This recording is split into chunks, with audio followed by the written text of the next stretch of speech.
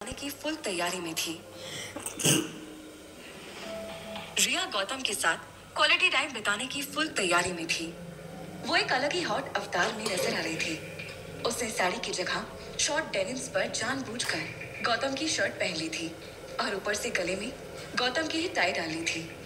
रिया उस ड्रेस में काफी हॉट एंड खूबसूरत लग रही थी।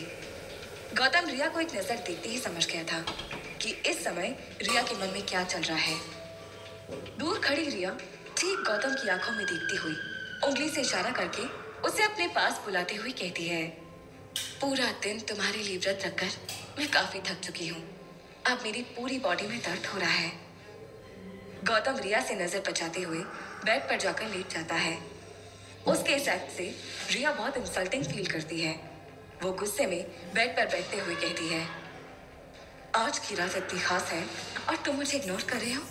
क्या मैं खूबसूरत नहीं लग रही? गौतम नजर घुमाकर एक पल के लिए रिया को देखते हुए उससे बोलता है, काफी अच्छी लग रही हो। फिर वो सोने लग जाता है। रिया गुस्से में गौतम को घूरते हुए कहती है, मैं सब समझती हूँ। जब से वो इस घर में आई है तुमने मुझ पर ध्यान देना ही छोड़ दिया है। गौतम बिना करवट बदले ही अपनी आंखें बंद करते हुए कहता है, ये तुम्हारी गलतफहमी है, ऐसा कुछ नहीं है। सुबह से मेरी लीव व्रत रखकर तुम काफी थक गई हो, इसीलिए तुम्हारा दिमाग काम नहीं कर रहा है। सो जाओ, मुझे भी सुबह जल्दी किसी काम से निकलना है। हम कल बात करेंगे। इतना कहते हुए गौतम चादर ओढ़कर लेट गया। गौतम को चुपचाप कुछ पल घूरने के बाद रिया भी करवट लेकर लेट जाती है। उसके मन में एक अजीब सी बेचैनी एक बार फिर जन्म लेने लगी थी और इस बेचैनी का कारण गौतम नहीं बल्कि अंजलि थी। अंजलि का और भी ज्यादा बुरा करने का फैसला अब उसका पहले से ज्यादा मजबूत हो चुका था। सुबह होते ही रिया अपने ऑफिस में थी और प्रभाकरन और लता उसके ठीक सामने बैठे हुए थे। वो प्रभाकरन की तरफ घूरते हुए बोलती है, मैंने रात भर बहुत सोचा प्रभाकरन। मैं अंजलि के साथ चूहा बिल्ली का खेल खेलते खेलते थक चुकी हूँ। मुझे अपनी दौलत हाथों से जाती दिख रही है। मैं दुश्मन को एक बार में ही खत्म करना चाहती हूँ ताकि सारा खेल ही खत्म हो जाए। प्रभाकरन हंसते हुए कहता है, डायलॉग तो काफी दमदार था मैडम जी, मगर आप खेल खत्म कैसे करना चाहती हैं? मैं कुछ समझा नहीं। रिया गुस्से में प्रभाकरन की तरफ देखते हुए कहती है, शक्ल से तो इतनी बेवकूफ नहीं लगते तुम, इतनी सी बात नहीं समझती। तभी रिया एक बार फिर बोलती है, नहीं समझते तो अब समझ लो। मुझे अंजलि को रास्ते से हटाने के लिए एक शार्प शूटर की जरूरत है। बस तुम्हें ध्यान रखना है कि शूटर इस शहर ही नहीं स्टेट से भी बाहर का होना चाहिए। इस काम को जल्द से जल्द अंजाम दो। प्रभाकरन बहुत चालाक था। वो जानता था कि इस काम में सबसे ज्यादा नुकसान आगे चलकर उसको ही होने वाला है। इसलिए प्रभाकरन मन में अपनी सेफ्टी के बारे में सोचते हुए कहता है, आइडिया तो आपका कमाल का है रिया मैडम, लेकिन मुझे लगता है कि आपका सलाहकार अच्छा नहीं है। यह सुनते ही रिया गुस्से में प्रभाकरन पर चिल्लाती है, अपनी औकात में रहकर बात करो। प्रभाकरन कुत्ते की तरह दुम हिलाते हुए कहता है, अपनी औकात जानता हूँ, इसीलिए तो कह रहा हूँ। लगता है आप लोगों ने अभी चाणक्य नीति नहीं पढ़ी। दुश्मन को मारने से ज्यादा उसे तड़पाने के मजे लेने चाहिए। अगर अंजलि ही मर जाएगी तो आप जीतोगे किससे? इस पर रिया कुछ सोचते हुए बोलती है, तो क्या प्लान है तुम्हारे पास? प्रभाकरन एक गहरी लंबी सांस लेकर बोलता है, मुझे लगता है कि पहले आपको गौतम की नजर में अंजलि की वो इमेज खत्म करनी चाहिए जो गौतम को अंजलि की तरफ आकर्षित करती है। अंजलि की इमेज ही आपकी सबसे बड़ी दुश्मन है। एक बार उसकी इमेज खत्म तो अंजलि खत्म। प्लान फेल हो तो आप उसे बाद में मार देना। रिया और लता को प्रभाकरन की बात में काफी दम लगता है। रिया प्रभाकरन की आंखों में देखते हुए उससे पूछती है, और अंजलि की इमेज तुम कैसे खत्म करोगे? प्रभाकरन बिना कुछ बोले दोनों की तरफ मुस्कुराकर देखता है। गौतम किसी जरूरी काम से अपनी कंस्ट्रक्शन साइट पर था। तभी उसके नंबर पर एक अननोन कॉल आता है। गौतम जैसे ही फोन कान में लगाता है तो एक रोबोटिक आवाज उसके कान से टकराती है। मिस्टर गौतम, मैं आपका बहुत बड़ा शुभचिंतक बोल रहा हूँ, इसीलिए पूछना मत कि मैं कौन हूँ। आपकी कंपनी को बहुत बड़ा नुकसान होने वाला है। कोई है जो आपकी जिंदगी में फिर से लौट कर आया है।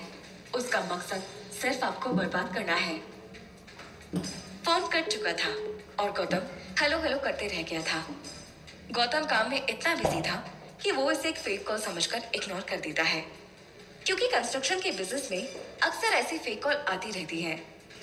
फोन आने के लगभग 15 मिनट बाद साइट पर प्रभाकरन आता है। उसके हाथ में एक फाइल थी। प्रभाकरन को अपनी साइट पर देखते ही गौतम आश्चर्य से पूछता है, तुम यहाँ क्या कर रहे हो?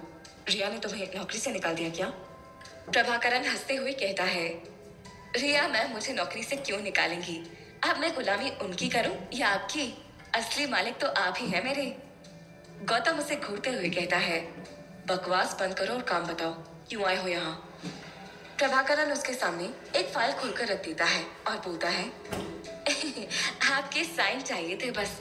वो अंजलि मैडम का पेमेंट रिलीज करना है ना, तो कोटेशन तैयार कर रहा हूँ। गौतम फाइल में नजर घुमाते हुए साइन करते समय कहता है, इतना महंगा मटेरियल खरीदोगे तो कंपनी कुछ सालों में बंद हो जाएगी। रिया मैडम से कहो कि कच्चा माल कुछ सोच समझकर खरीदे। प्रभाकरन अपना पहला पासा फेंकते हुए कहता है, अरे नहीं नहीं नहीं, आप गलत समझ रहे हैं। इसमें रिया मैडम का कोई लेना देना नहीं है। वो जो आपकी नई डिजाइनर है ना अंजलि, इंटीरियर का सारा सामान हमने वहीं से खरीदा है जहां से अंजलि मैडम ने बोला था। सब माल कैश। गौतम कहता है, इतना महंगा और वो भी कैश, क्यों? प्रभाकरन कहता है, अंजलि मैडम ने बोला था इसीलिए। यू नो ना, कमीशन थिंग्स एंड ऑल आजकल सब खाते हैं। इतना कहकर प्रभाकरन वहां एक पल भी नहीं रुकता। गौतम सोच में पड़ जाता है, लेकिन उसका दिल कहता है, अंजलि चंद पैसों के लिए ऐसा घटिया काम नहीं कर सकती। उधर विवान एक बार फिर वंश से मिलने के लिए अस्पताल पहुंच गया था। वंश उसे सारी बात बताता है कि कैसे उसका भागने का प्लान फेल हो गया है। विवान बड़ी मासूमियत से पूछता है, अब हम क्या करेंगे? जवाब में वंश कुछ सोचते हुए कहता है, एक ही रास्ता है विवान, मैं तो यहाँ एक पल और नहीं रुक सकता। मुझे माँ से मिलना है। प्लीज तू यहाँ बस मेरी जगह लेट जा, किसी को कुछ पता नहीं चलेगा। बॉटल अब लगेगी नहीं, तुम्हें यहाँ सिर्फ सोना ही है। तू यहाँ सो जा, मैं हाथ से ये सब पट्टी वगैरह निकाल के माँ के पास चला जाऊंगा। बहुत याद आ रही है यार। विवान उसे शांत करते हुए बोलता है, हाँ वंश, कोई बात नहीं, तू होटल चला जा, आज मैं यही रुक जाता हूँ। लेकिन पक्का ना, कोई सुई वगैरह तो नहीं लगेगी ना? मुझे बहुत डर लगता है। वंश कहता है, नहीं, सुई ये जितनी लगनी थी लगा चुके, अब बस रोज दवाई पिलाते हैं कड़वी, बस वो पी लेना तुम, सुबह तो मैं आ ही जाऊंगा वापस। इतना बोलकर वंश वहां से मास्क और टोपी लगाकर चुपके से निकल जाता है। गौतम जैसे ही रात को घर पहुंचता है तो घर में घुसते ही उसे रिया की जोर जोर से चीखने की आवाज आ रही थी। शुक्र था कि दादाजी आज घर में नहीं थे। नौकरों से पूछने पर उसे पता चलता है कि दादाजी को रामू काका फिजियोथेरेपी के लिए ले गए हैं। ये सुनकर गौतम राहत की सांस लेता है और दौड़कर सीधे अपने कमरे में पहुंचता है। वो देखता है कि उसके कमरे में अंजलि और रिया की लंबी बहस चल रही है। प्रभाकरन ने एक आदमी को घुटने के बल जमीन पर बिठा रखा है, जिसका मुंह सूजा हुआ है। देखने से ही लगता है कि प्रभाकरन ने उसे जमकर पीटा है। लता भी वहीं खड़ी थी। गौतम उस आदमी का चेहरा जैसे ही गौर से देखता है तो पहचान जाता है। यह आदमी कोई और नहीं बल्कि उसकी कंपनी का अकाउंटेंट राजेश था। वो गौतम को देखते ही गिड़गिड़ाते हुए कहता है, मुझे बचा लीजिए सर, मेरी इसमें कोई गलती नहीं है। अंजलि मैडम ने मुझे नौकरी से निकलवाने की धमकी दी थी। इस पर अंजलि चिल्लाते हुए कहती है, नहीं गौतम, ये सब झूठ बोल रहे हैं। तभी लता अंजलि की तरफ घूरते हुए कहती है, हाँ, हम सब झूठ बोल रहे हैं। ये तुम्हारा साथी जो पकड़ा गया है ये भी झूठ बोल रहा है। गौतम ये सब ड्रामा देख तो रहा था, मगर वो कुछ समझ नहीं पा रहा था। अचानक गौतम जोर से चिल्लाते हुए कहता है, shut up, shut up, shut up! कोई बताएगा कि यहाँ क्या चल रहा है? पूरे कमरे में पेन ड्रॉप साइलेंस फैल गया था। कुछ पल की शांति के बाद प्रभाकरन उसे एक एक बात खुलकर बताता है कि किस तरह से अकाउंटेंट राजेश अंजलि से मिला हुआ है। उसने ही अंजलि से पैसे लेकर ये डील नाम बदलकर उसे दिलवाई थी और अंजलि के कहने पर ही राजेश अकाउंट्स में हेरा फेरी करता है। ये सब सुनने के बाद गौतम चिल्लाते हुए अंजलि से पूछता है, अंजलि, क्या बकवास कर रहे हैं ये लोग? What is this nonsense? Anjali के बोलने से पहले रिया चिल्लाती है, बहुत खूब गौतम, पूरी बात जानने के बाद भी तुम उल्टा हम लोगों पर ही शक कर रहे हो। तुम जानते हो पिछले 1 महीने में इस बेवकूफ अकाउंटेंट ने 2 करोड़ रुपए इधर से उधर किए हैं। गौतम अंजलि को डिफेंड करते हुए रिया से पूछता है, तुम कैसे कह सकती हो कि ये पैसा राजेश ने अंजलि के कहने पर ही गबन किया है? रिया प्रभाकरन की तरफ मुस्कुरा कर देखती है। प्रभाकरन हंसते हुए गौतम को एक पेपर पकड़ाते हुए कहता है, प्रत्यक्ष को प्रमाण की जरूरत नहीं होती गौतम सर जी। इस बैलेंस शीट में खुद ही देख लीजिए इसने कितनी गड़बड़ की है, और पूछ लीजिए अंजलि मैडम से भी कि पिछली 25 तारीख को उनके बैंक अकाउंट में 1.5 करोड़ रुपए कहाँ से आए, किसने वो पेमेंट नहीं दिया। हमें राजेश के घर की तलाशी लेने पर 20 लाख रुपए मिले हैं। गौतम पेपर पर नजर मारकर अंजलि की तरफ सवालिया नजरों से देखता है। अंजलि की आंखों में कोई जवाब नहीं दिखाई पड़ता। वो गौतम की तरफ देखते हुए कहती है, ये सब झूठ है गौतम, मैंने कोई भी गलत काम नहीं किया। 1-2 करोड़ रुपए के लिए मैं अपना ईमान नहीं बेचूंगी, और ना ही मैंने तुम तक पहुंचने के लिए कोई साजिश की है। मेरा यहाँ पर आना it was just a coincidence. Gautam Anjali की बातों पर यकीन करना चाह रहा था, लेकिन सुबह वाला वो अनजान कॉल, फिर प्रभाकरन वाली फाइल, और अब ये सब देखकर उसके दिमाग ने काम करना बंद कर दिया था। अगले ही पल गौतम उस कागज के टुकड़े को फाड़ कर फेंकते हुए कहता है, मुझे किसी की कोई बात नहीं सुननी, और कोई कुछ नहीं करेगा, इससे कंपनी की बदनामी होगी। राजेश को छोड़ दो। इतना कहकर गौतम चुपचाप बाहर निकल जाता है। गौतम के जाते ही रिया अंजलि की तरफ घूर कर कहती है, अभी तो आगे आगे देखती जा, मैं और क्या क्या करती हूँ। रात हो चुकी थी और दादाजी ने गौतम और अंजलि समेत सभी को एक साथ डिनर के लिए बुलाया था। डाइनिंग टेबल पर सभी एक साथ मौजूद थे। रिया मन में सोच रही थी, बुढ़े ने सबको एक साथ बुलाया है तो जाने अब क्या फरमान जारी कर देगा। ऐसा सोचते हुए रिया मुस्कुराकर दादाजी से पूछती है, दादाजी क्या बात है, आज आप बड़े खुश नजर आ रहे हैं, कोई खास बात है क्या जो आपने हम सबको बुलाया है? इस पर दादाजी निवाला मुंह में रखते हुए कहते हैं, खास नहीं बेटा, बहुत खास है। लता, जरा मेरी गांव वाली प्रॉपर्टी और फार्म हाउस के पेपर ले आना। प्रॉपर्टी का नाम सुनते ही लता की आंखें जगमगा उठती है। वो दौड़ते हुए जाती है और जल्दी से पेपर लेकर आती है। पेपर दादाजी के हाथों में पकड़ाते हुए लता ड्रामा करते हुए कहती है, अरे दादाजी, पेपर तो वैसे ही मेरे पास रखे थे, इस अनाउंसमेंट की तो कोई जरूरत नहीं थी। दादाजी लता को घूरते हुए बड़ी खामोशी से लता से पेपर लेकर रख लेते हैं और फिर से खाना खाने लगते हैं। इसके बाद किसी की हिम्मत नहीं हुई कि दादाजी से इसके बाद एक शब्द भी पूछ ले। लता अपने कमरे में बहुत खुश है। रिया भी उसके पास बैठी है। लगता है बुढ़ा रात में सबको प्रॉपर्टी देने वाला है, तो चिंता मत कर, गौतम को जो प्रॉपर्टी देगा वो तो तेरी ही होगी, और मेरी प्रॉपर्टी भी तो तेरी ही रहेगी ना। बस दुआ कर कि ज्यादा से ज्यादा प्रॉपर्टी हमारे हिस्से में आ जाए। डिनर के बाद दादाजी उनके बेड की सफाई करती हुई अंजलि को पास में बिठाते हैं। दराज में से प्रॉपर्टी के पेपर निकालते हैं, अंजलि के हाथ में देते हुए कहते हैं, ले, आज से मेरी गांव वाली सारी प्रॉपर्टी की मालकिन तू है बेटा। पूरे 300 करोड़ की प्रॉपर्टी है, इसको मैं तेरे हाथों में देना चाहता था और आज दे रहा हूँ। अंजलि बचपन से ही खुददार रही है। उसने कभी किसी बड़ी चीज की चाह नहीं रही। उसे हमेशा लोगों से प्यार रहा है, ना कि किसी प्रकार की धन दौलत से। सहजता और सरलता ही उसके जीवन के इम्पोर्टेंट पिलर्स रहे हैं। और जिस इंसान से 6 साल पहले जो नाता टूट गया था, उस घर की मालकिन तो वो कतई भी नहीं बनना चाहेगी। फिर भी दादाजी उसके नाम गांव की सारी प्रॉपर्टी करना चाहते हैं। अंजलि दादाजी को सेब खिलाते हुए रिक्वेस्ट करते हुए कहती है, मैं बहुत खुश हूँ कि आपका आशीर्वाद मेरे पास है दादाजी। इसके अलावा मुझे कुछ भी नहीं चाहिए, ये प्रॉपर्टी भी नहीं, इसे आप रख लीजिए। दादाजी भी अंजलि की इस बात का मुस्कुराते हुए जवाब देते हैं, पता है बहू, आज भी जब हिंदुस्तान में बेटियां पैदा होती हैं तो लोग कहते हैं लक्ष्मी आई है। इसका मतलब है कि घर की लक्ष्मी के पास ही लक्ष्मी जी का वास होना चाहिए।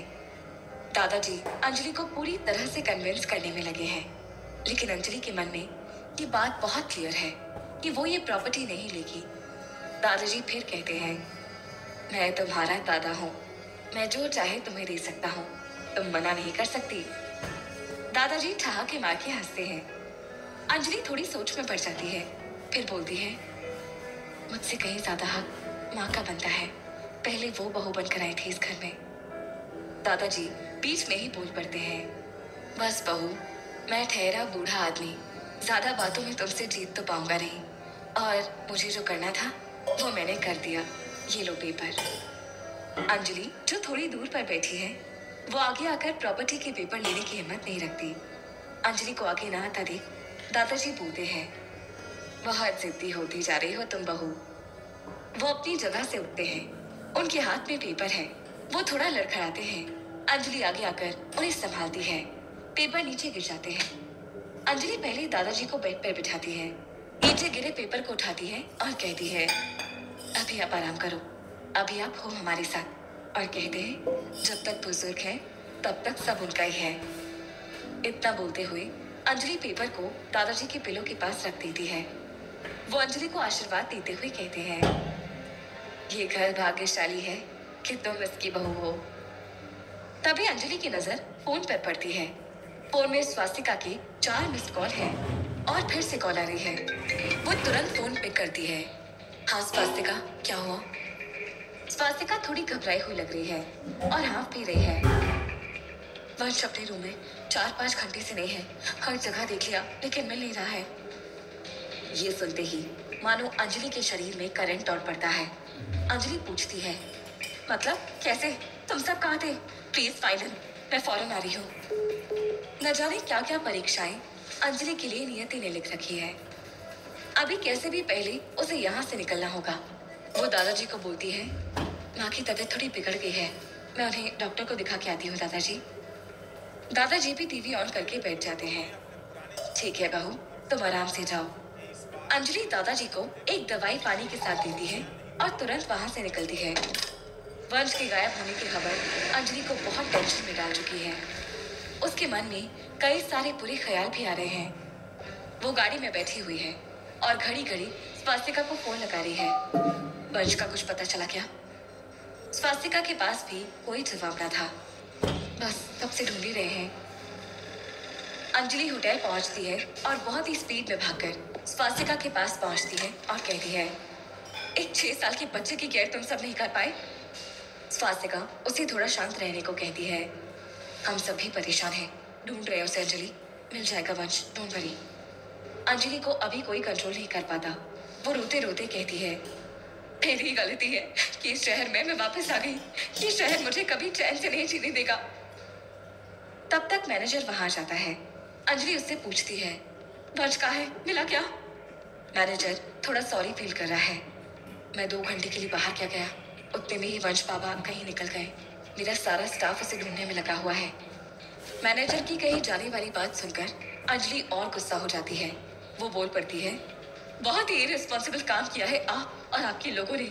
छोटा बच्चा है वो, आप कैसे भी जाइए उसे ढूंढ के लाइए। मैनेजर तुरंत वहां से निकल जाता है।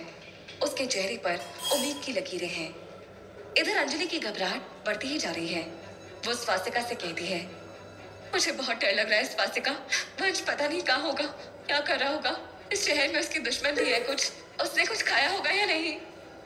अचानक अंजलि के मन में एक डाउट आता है, कहीं रिया ने तो वंश को।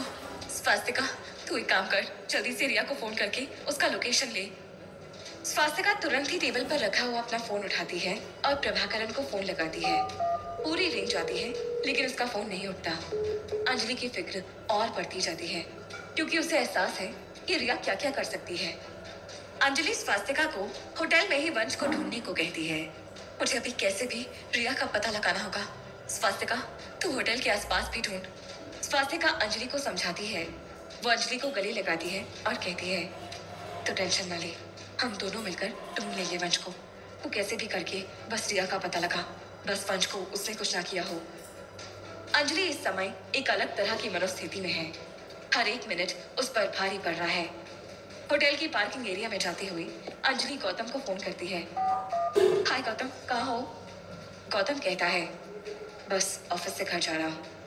अंजलि फिर थोड़ा हिचकते हुए कहती है, और रिया भी तुम्हारे साथ ही है क्या? गौतम फिर कहता है, यार रिया तो ऑफिस से 5 घंटे पहले ही जा चुकी है, पता नहीं कहाँ होगी। हो सकता है शायद नारायण हॉस्पिटल गई हो। अंजलि फौरन गाड़ी घुमाकर नारायण हॉस्पिटल की तरफ मोड़ देती है। इधर गौतम ऑफिस से घर पहुंचता है, ब्रीफकेस डेस्क पर रखता है। रूम में दादाजी बैठे टीवी देख रहे थे। गौतम पूछता है, दादाजी दवाई ले ली? दादाजी बोलते हैं, हाँ बेटा, एक काम कर, रिमोट ढूंढ के चैनल चेंज कर दो, कोई फिल्म लगा दो। गौतम रिमोट खोजने में लग जाता है और खोजते खोजते उसकी नजर दादाजी के तकिए के पास रखे हुए प्रॉपर्टी पेपर्स पर पड़ती है, जिसे देखकर वो शॉक हो जाता है। पेपर में लिखा है, गांव की सारी प्रॉपर्टी दादाजी ने अंजलि के नाम कर दी। गौतम को लगता है कि दादाजी ने ये बात उससे क्यों छुपाई, और तो और अंजलि ने भी ये बात गौतम को अभी तक क्यों नहीं बताई। अंजलि को लेकर उसके दिमाग में पैदा हुआ ये सवाल बहुत देर तक उसका पीछा नहीं छोड़ता। दादाजी का साइन किया हुआ प्रॉपर्टी पेपर साइड में रखा है। इतने में दादाजी को बहुत तेजी से खांसी शुरू हो जाती है। वो तेज से आवाज लगाते हैं, घनश्याम पानी ले आना। लता ये सुन लेती है तो वो दादाजी के लिए पानी लेकर जाती है। उसके मन में चल रहा होता है कि वो पानी देने जाएगी और बाबूजी उसे उसके नाम की हुई प्रॉपर्टी के बारे में बताएंगे। वो दादाजी के रूम में जाती है, उन्हें पानी पिलाती है, वेट करती है दादाजी कब बोलेंगे कुछ, लेकिन वो कुछ नहीं बोल रहे। दादाजी उठकर वॉशरूम जाते हैं। धीरे धीरे इतने में लता देवी बिस्तर के आसपास प्रॉपर्टी पेपर देखने लग जाती है।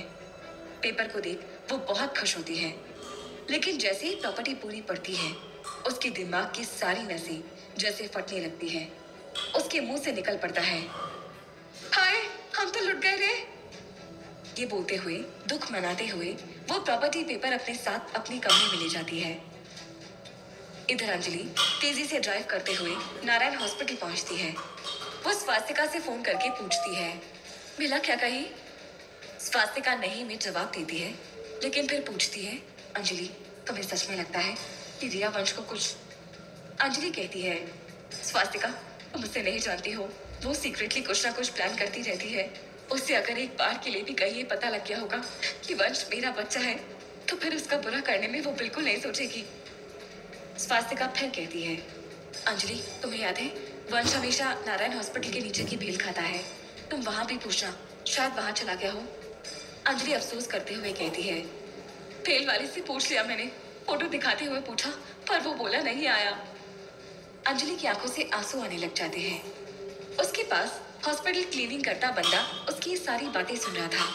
अंजलि की फोन रखते ही वो बोल पड़ता है, मैडम टेंशन मत लीजिए, बच्चे हैं निकल जाते हैं इधर उधर, इतना छोटा बच्चा है वैसे। अंजलि मोबाइल का फोटो दिखाते हुए बोलती है, ये है भैया, पता नहीं कहाँ चला गया। क्लीनर देखते ही एकदम शॉक हो जाता है। वो पूछता है, ये है, ये बच्चा तो 106 वाला बच्चा है, आप आइए मेरे साथ। ये सुनते ही अंजलि के मन में एक सुकून जैसा आता है। वो बिना कुछ और बोले फौरन क्लीनर को फॉलो करने लग जाती है। 106 में रिया विवान के साथ मौजूद है। वो विवान को दलिया खिला रही है, लेकिन विवान को अच्छा नहीं लग रहा। मॉम बस भी करो ये खिलाना, रिया बोलती है। बेटा पिज्जा और बर्गर की वजह से तो आप पिछले 10 दिनों से यहाँ पर हो। इतने में विवान इरिटेट होकर कहता है, कब तक रखोगे हॉस्पिटल में, घर ले चलो ना। रिया उसकी बातों को इग्नोर करते हुए कहती है, अच्छा ये देखो मॉम तुम्हारे लिए क्या लाई है। विवान देखते ही खुश हो जाता है, वाओ स्पाइडरमैन वाली हुडी, आई लव इट। इधर घर पर लता देवी की प्रॉपर्टी पेपर देखकर भूख प्यास सब खत्म हो गई है। वो अपना ये दुख रिया के अलावा किसी और के साथ बांट भी नहीं सकती। वो रिया को फोन लगाती है, फोन स्विच ऑफ आता है। वो फिर से कोशिश करती है, लेकिन हर बार फोन स्विच ऑफ आता है। लता देवी बहुत परेशान होती है। फोन तो उठाओ रिया, यहाँ तुम्हारे अरमानों पर बुढ़े ने ताला भर दिया है। रिया के फोन ना उठाने पर वो प्रभाकरण को फोन लगाती है और पूछती है, रिया कहाँ है?